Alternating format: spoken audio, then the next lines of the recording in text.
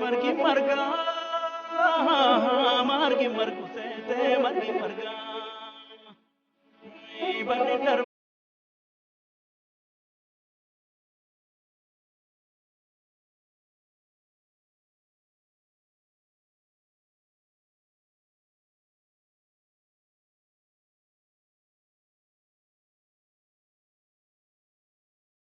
te opti ballo.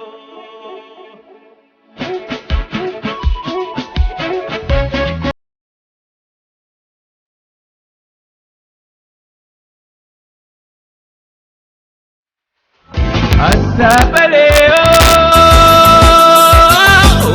Buramaleo, Buramaleo, Karamani Bangladesh, Nakendel Masajid Jabisa, Taizena Sababaresa, Taizena Sababaresa.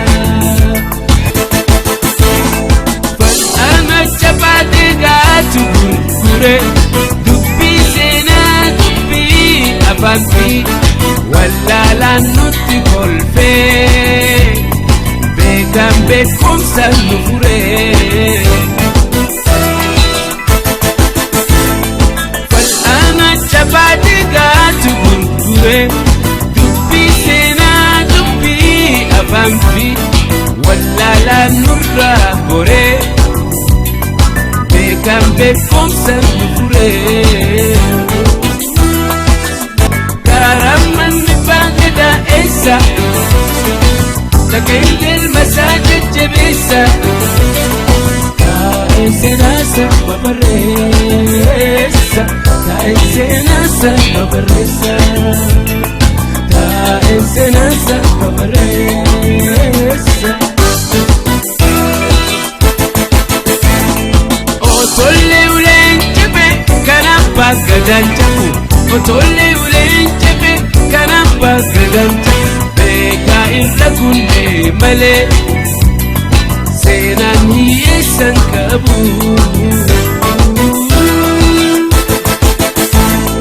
Otolle ulenchebe kanapa gadanchaku Otolle ulenchebe kanapa gadanchaku Beka irra kunne male Segani esan kabu Galmada Kenya ega sena Kenya Kallacha tokkumma udidili suma Afaan Oromo hunde Oromumma Afaan Oromo hunde Oromumma Galmada Kenya ega sena Kenya Kallacha tokkumma udidili suma Afaan Oromo hunde Oromumma Afaan Oromo hunde Oromumma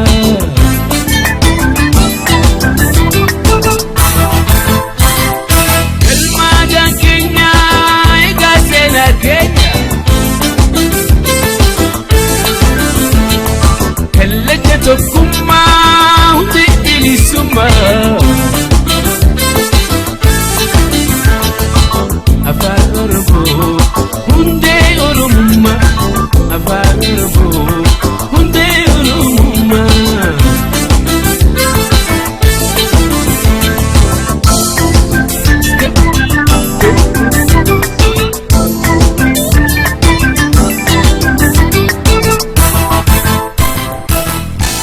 Rakkoo guddaan dhaloota kana qabe rakkoo namni nu hubanne harka nutti qabu yookiin quba nutti qabuuti. Isaanis ta'u kan baraaris kan namaa kanas lamaanuu dhaloonni kun injifatee bira darbuudhaan hojii ajaa'ibaa hojjetee jechuudha.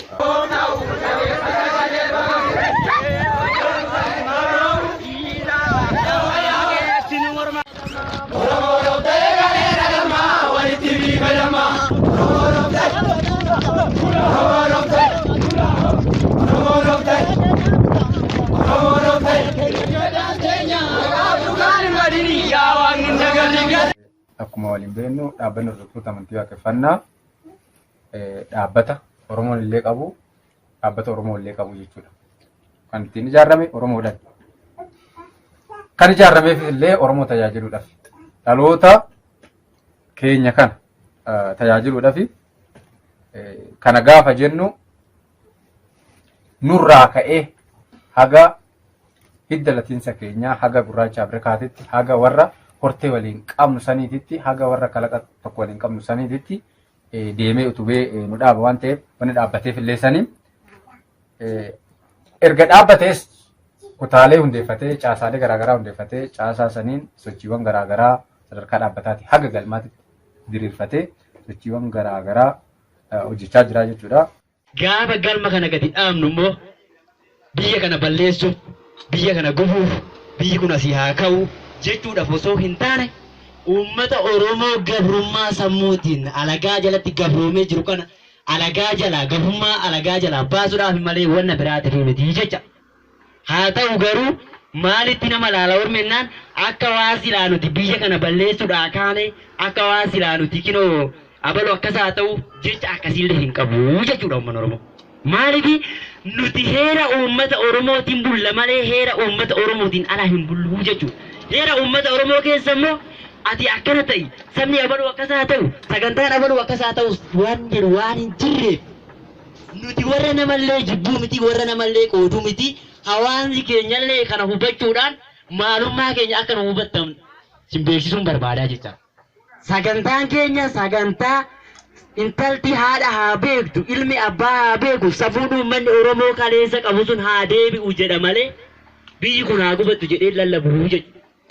Lallaballee uummanni Oromoo waan hin qabneef. Kana keessa hojiiwwan dhaabbanni kun hojjetu maal faadha jennee ilaalaa jechuudha. Tartiibaan ilaallaa galmoota banuu yookiin galmoota babal'isuudha.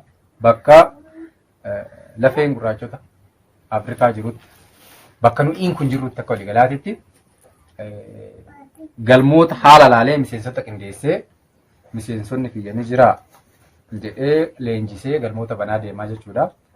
Akka giddugala keenyatti galmoota bara kana banuudhaa karoorfanne keessaa galma kurmaana kana keessa galma meeqaa banna jennee karoorfanne jechuudha.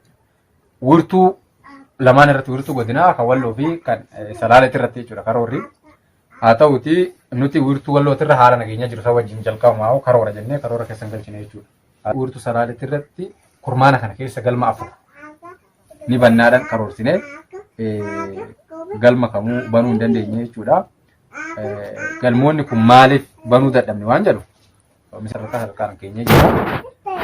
Maal waan sana keessatti keenyannaani maal taanetti waan jedhu of ilaalla jechuudha. Hoo dhiibbaa qaama biraa dhiibbaa qaamni biraa nutti deebite qaama isaa wajjin kaan nuti furreetuma waliigalteedha furree kan dadhabne immoo guyyaan fura waan ta'eef sana akkasitti ilaalla. Dadhabbina keessoo keenyatti immoo yoo ta'e wanni kun nuti furataa jechuudha. Anna Oromoo fintaanii hunda haa qabu. Anna Afrikaa fintaanii hunda haa qabu. Oromoo walaa yaatu. Biyya isaatti irratti walaa taa'e. Gadaadhaan bulu. Simarratti guuttadhe.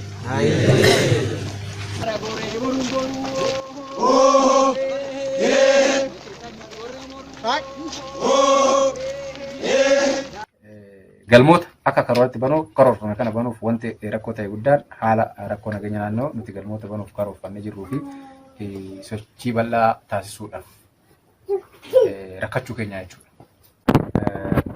Akka silaa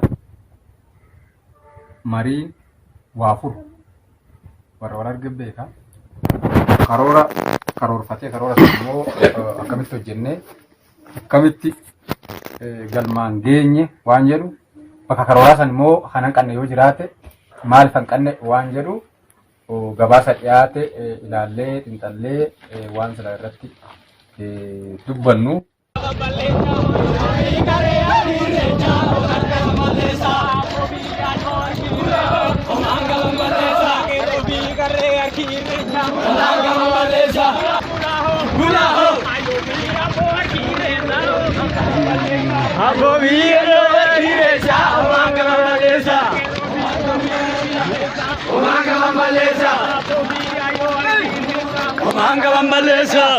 Waan bareedaa waan silaa dhaloota kana utubee dhaloonni kun dhaloota isaatiif jiraachuu waan namatti agarsiisu sochii jajjabina sochii silaa warra ijaaruu dhaloota kanaa keessatti galma gahinsa dhaloota kanaa keessatti waan isaati irratti cichoomee akka warra isaatiitti waa hojjechuu irratti waan nutti agarsiisu waa baay'ee jira.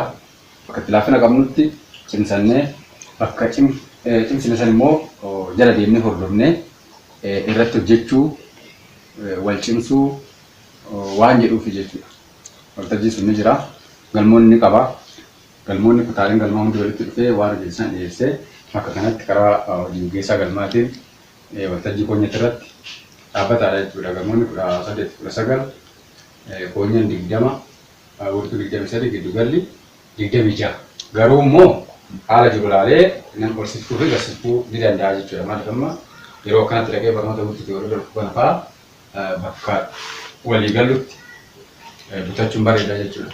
Haala waliigalaa silaa sochii dhaabbanni hordoftoota amantii waaqeffannaa ammatti irra jiru bakka giddu gala keenyatti maal irra jirra darbees akka wiirtuu salaalee kanatti maal irra jirra maal fooyyeffachuu qabna maal immoo cimnee itti deemuu qabna waan jedhuun bifa gabaabatti isinii kaasaa sochii dhaabbanni bara kana erga jalqabee kumaana kana keessa maal hojjetee waan jedhu bifa gabaabatiin bifa silaa waliigalaatiin raamhimeetiin waa wajjin mari'annaa jechuudha. Dhaabbataatti sochiiwwan babal'aa keessattuu rakkoo kana keessatti galmeen banama jedhamee kan eegamne galma 13 tokko banamee jechuudha. Kurmaana tokkoffaa kana keessa qofa akka dhaabbataatti barnootatti noo ilaalle akka dhaabbataatti wurtuuwwan 58 tu banama jedhamee eegamu amma naannoo gara wurtuu 66 wurtuu barnootaa 66 karooraa olitti jechuudha. Giddugala keenyatti deebinu giddugalli keenya sochii waan silaa sirriitti nama boonsu hojjetee jechuudha. Akka koreetti koreen of kennee yeroo rakkoo kana keessatti qoodee koreen koonyaadhaa haga giddugalaa jiru irratti ramadachiisan karaa dhaabbataa waan irraa barbaadan turan dhaabbata fi bireen jira jedhee namni dursumaadhaan kurmaana kana keessatti harsantii 95 ol walitti qabamee gamtee boonsu. Dhaabbata Oromoo qabdu dhaabbanni kunillee Oromoo qaba. Akka Oromoon jiru dhaabbata jiru. Heera keenya sirna keenya. Namni sirna ofii heera ofii jabeeffatee jala deemu ittiin jiraatu. Warra beektuu warra jabaa samtaa. Samtaa uudhaaf carraaqqii jira irratti sochii gaafa akka dhaabbataatti nama muraasa meeqarraa akka isaan irra galma 400 ol akka dhaabbataatti gaamee sochii bal'aan akkanaa taasifamuun yeroo muraasa kana keessatti jabana dhaloonni ilmaan warri keenya qaban warri darbanis warri jiru kunis ilmaan kana qabu. Ilmaan kun immoo warraaf gatii kaffaluu qabu kamuu kaffalee warra seenaa warra isaatis ofii isaatis ilmaan isaatti ta'an illee jiraachisu akka waliigalaatti warra Oromoo jiraachisuudhaaf as jirtanii san sirriitti beeku. Maalfiin sochii dhaabbataa ammarra jiru kana isin kaasee hirmaannee sochii dhaabbataati maal fakkaanna waan jedhu akka of ilaalluufi waan biraatiif miti. Ta'us waan kana dandamatee namni of bira dhaabbatee kiyya jechuudha. Waan silaa jabaatee irratti hojjechaa ture kana waliin ga'uuf har'a barsiisota leenjifannee qabnu kan wal barsiisnu kun oomishni kun gahee fi bu'aa barnootaan dhufeen bu'aa ijaaramoo akka dhalootaatti qabnurraa wanti kun argame. Namni waa wal keessa deemuuf godina bakka kanatti daangaa wanni jedhu jiru jechuudha. Giddugala lixaa giddugala bahaa deemuu danda'a. Baani kaaba deemuu danda'a. Caasan dhaabbachuun akka hojjetuu fi jalqaba nama wal bira jiru warra bira jiru kun yoo afure sadarkaa dhaabbataatti haa ta'u sadarkaa giddugalaa sadarkaa wiirtuutti furamuu danda'a. Jamoona amala jabaasi malee jiru yaalemiyoo. Sihoona gumamulee yaalemiyoo. Kabana kandaaranii kabana binaaranii yaalemiyoo. Sihoona gumamulee yaalemiyoo. Urjii samiirraa kumsee nama dogaa qabutumsee yaalemiyoo. Yaalagaa multee bulla multee. Sihoona gumamulee yaalemiyoo. Nagaa bultanii baga nagaan bullee baga wal qabaanne warra ofii yaadate ni yaadatama. Warri gatii lafaa fi lafee isaa beeke yeroo kamuu dhaloota milkaa'aa fi dhaloota injifataa ta'e waan ta'eef warri of ta'e wal ta'a, warri wal ta'e immoo abbaa waan ofii ta'a. Of ta'uu yoo jennu maal jechuudha? Wal ta'uu noo, abbaa waan ofii ta'uu noo. Of ta'uu yoo jennu fuulan gara abbaa keenyaa naanna'uu yookiin garagaruu jechuudha. Ammallee dugunguruu lafee keenyan dhaabbachuudha. Ofii of dandeenyee akka warra keenyatitti qajeelfama warra keenyatiin jiraachuu jechuudha. Aniin kun sirna warra kiyyaa qabadhee akka warra kiyyaatitti daandii isaan irra deemee milkaa'ina warri kiyya gonfate san gonfadhee kabajaaf jaalala isaan horatanii dhalootummaadhaaf walii qabasan qabaadhee jiraachuudha. Of ta'uu gaafa jennu meeshaa dhalli namaa kun akka dhala namaatti nama guutuu ta'ee ittiin jiraannu ittiin of jiraachisnuudha jechuudha. Saniif namni of ta'e wal ta'a jennee wal ta'uun maal? Wal ta'uun wal dhaga'uudhaan qajeelfama ofii lafa kaawwate san jala hiriiruudhaan sirna ofiitirra jiraachuudha. Wal ta'uun maaliin madaalama jennaan? Wal deeggaru, walitti quufuu, ammallee waan qabnu hunda waliif qabna, waliin qabnallee jedhanii fudhachuudhaan sirna tokkoon afaan tokko dubbatanii wal jala deemudha. Of ta'uudhaan uummanni kun maal argate? Of ta'uudhaan har'a wal argate. Abbaa waan ofii gaafa jennu sagantaadha. Sagantaa keenyatti akka kanatti deebine wanni nuti qabnu silaafuu akka Oromootitti jiruuf jireenya isaa keessatti maal qaba Oromoon kan jedhu sanni irratti abbaa ta'uudhaaf ulaanis karris tanumaa jechuudha. Ishiinis of taatee wal taatee akka warra keetitti jiraachuu.